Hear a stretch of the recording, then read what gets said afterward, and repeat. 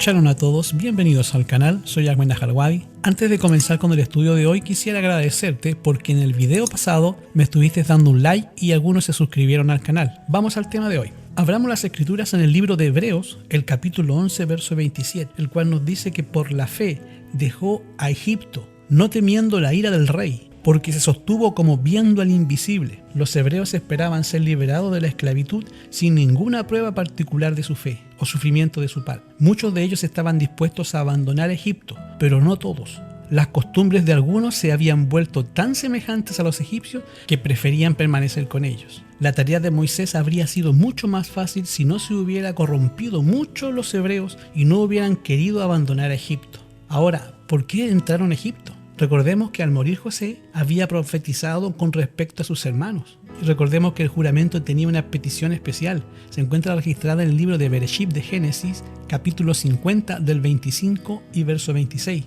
Y José hizo jurar a los hijos de Israel, diciendo: Yahweh ciertamente los visitará y llevará mis huesos de aquí. Y murió José de 110 años, lo embalsamaron y fue puesto en un ataúd en Egipto. Los 10 últimos reyes que habían ocupado el trono de Egipto habían sido tiranos y habían tratado cruelmente a los hebreos. Los ancianos de la casa de Israel intentaron animar la fe de los desfallecidos israelitas, recordándoles las promesas hechas por Abraham y la palabra profética de José, juntamente antes del fallecimiento, cuando pronunciaron la liberación del pueblo de Egipto.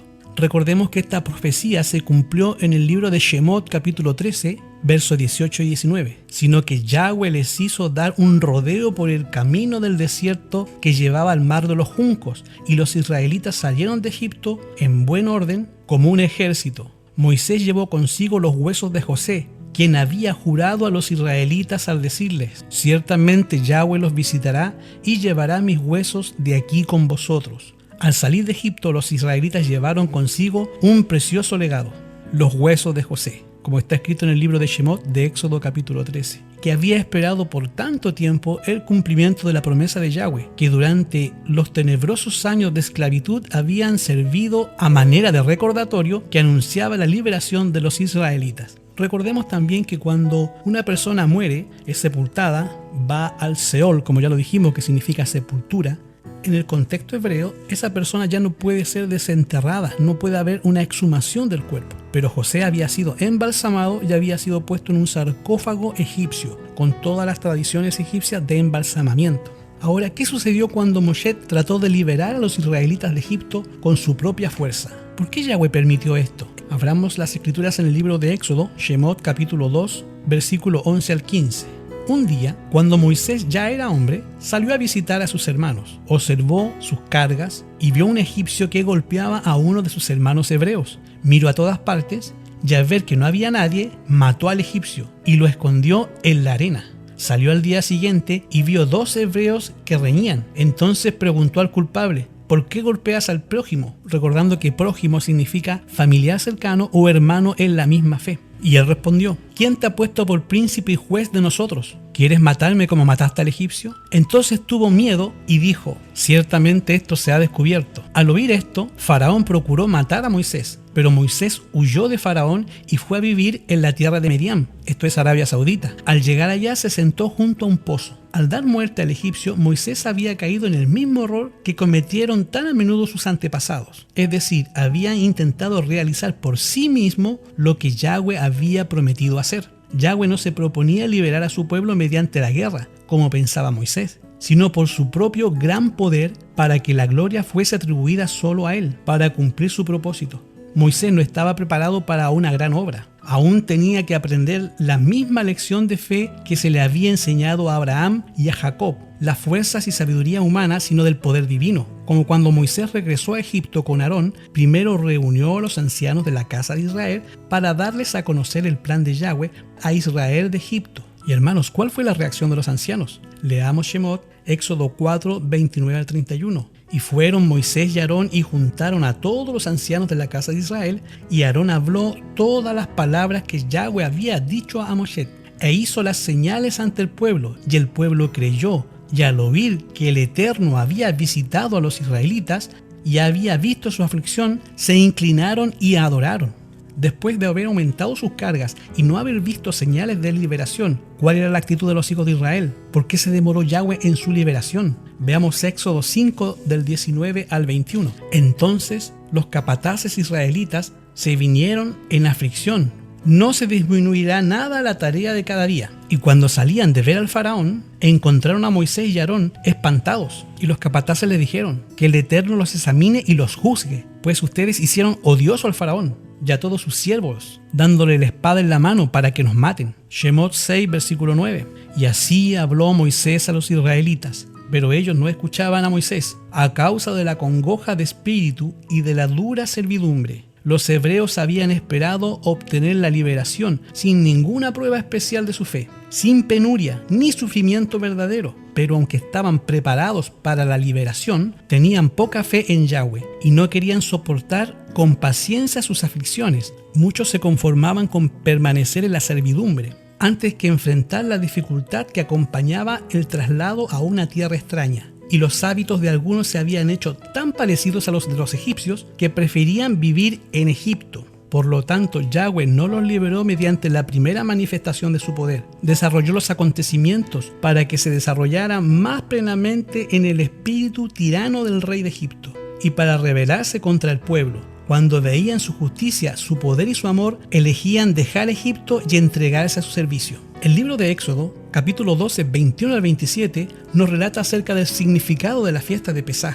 Entonces Moisés convocó a los ancianos de Israel y les dijo: Id y elegid un cordero para vuestra familia para sacrificarlos en Pesaj. Y tomando un manojo de hisopo mojado en la sangre que tendréis en un librillo, y untad el dintel de los 2 portales con la sangre, y ninguno de vosotros salga de la puerta de la casa hasta la mañana. Cuarentena, hermanos. Porque el Eterno pasará para herir a los egipcios, y al ver la sangre en el dintel, y no dejará que el ángel de la muerte, esto se llaman pecuda, ya estuvimos estudiando acerca de esto, entre en la casa para herir.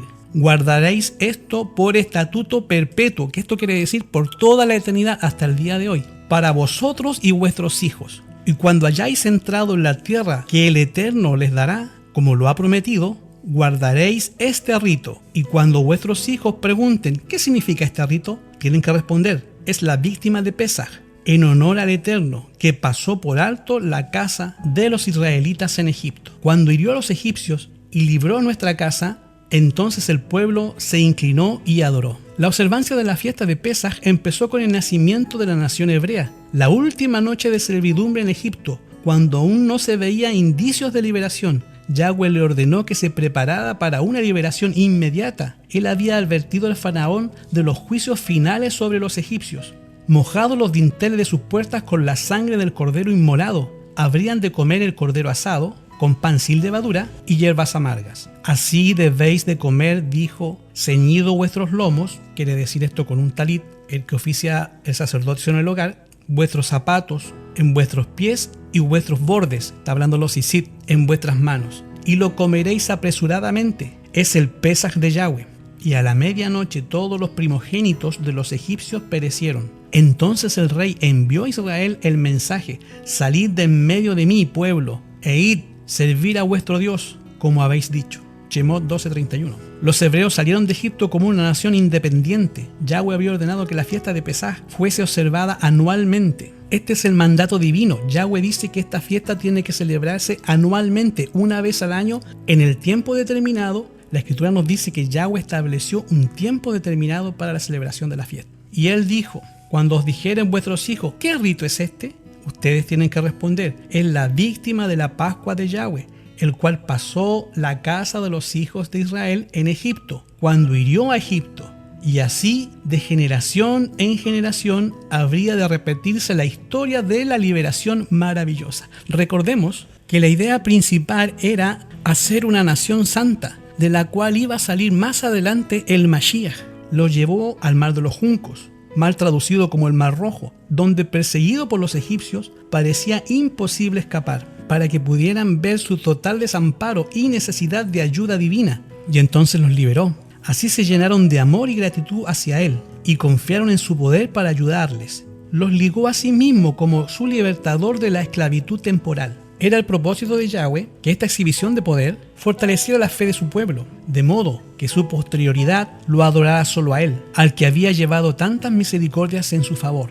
Y ahora en este tiempo, Yahshua es nuestro Pesaj. Recordemos que a la edad de 12 años, Yahshua fue llevado al templo. ¿Y de qué se dio cuenta? Veamos en el libro de Lucas, el capítulo 2, verso 41, verso 42, 46 y 47. Dice así: los padres de Yahshua iban todos los años a la fiesta de Pesaj. Cuando él tuvo 12 años, subieron a Jerusalén conforme a la costumbre de la fiesta. Como ya lo vimos, es un estatuto perpetuo. 3 días después, lo hallaron en el templo, sentado en medio de los maestros, oyéndolos y preguntándoles. Y todo lo que les oían se pasmaban de su entendimiento y de sus respuestas.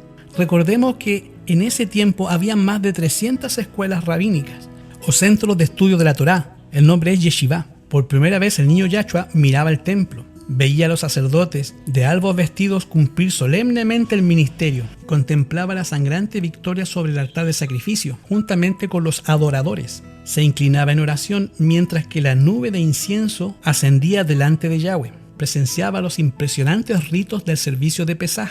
Día tras día veía más claramente su significado. Todo acto parecía ligado con su propia vida. Se despertaban nuevos impulsos en él, silenciosos y absortos. Parecía estar estudiando un gran problema. El misterio de su misión estaba siendo revelado al Salvador.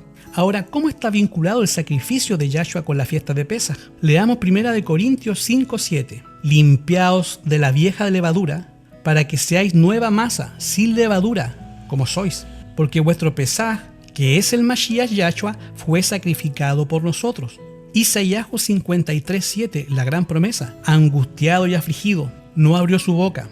Como cordero fue llevado al matadero, como oveja ante sus trasquiladores. Enmudeció y no abrió su boca. Al día siguiente, Juan vio a Yahshua que venía hacia él y dijo: este es el Cordero de Yahweh que quita el pecado del mundo. La fiesta de Pesaj señalaba hacia el pasado a la liberación de los hijos de Israel. Y también era típica, señalando hacia el futuro de Yahshua, el Cordero inmolado por la redención del hombre caído. La sangre rociada sobre los dinteles de la puerta prefiguraba la sangre expiatoria de Yahshua. Es el poder que vuelve a crear el alma a su semejanza para quienes lo sacrifican. Ahora en este tiempo el sábado es una señal de satisfacción. La verdadera satisfacción es armonía con Yahweh, unidad con Él en carácter. Se recibe obedeciendo los principios que son el carácter de Yahweh. Y el sábado es la señal de obediencia. El que obedece de corazón el cuarto mandamiento, obedecerá también la Torá y quedará santificado por la obediencia. En este tiempo, Mashiach es nuestro Pesaj, el Cordero que fue inmolado. Su sangre nos compró, su sangre nos redimió. Si te gustó este estudio, por favor dame un like, suscríbete al canal y podamos estar compartiendo más de las Escrituras. Que Yahweh te dé shalom.